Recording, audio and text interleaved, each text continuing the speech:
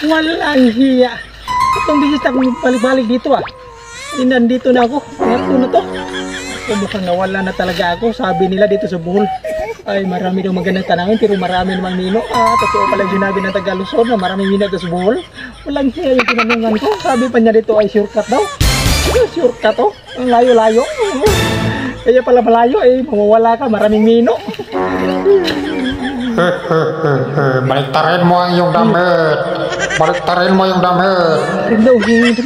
Sige, babalikarin ko. A little longer than a few minutes later. Ito na, amigo George.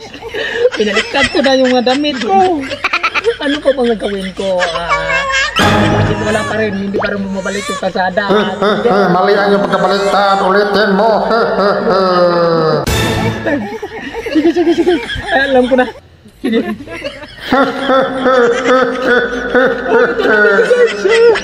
Walang iya ka. Ginawa mo ko loko-loko. Ayun yung sada. Kapunta pa naman ako ng Mindanao. Ayun ko na dito. Boy, maraming milo.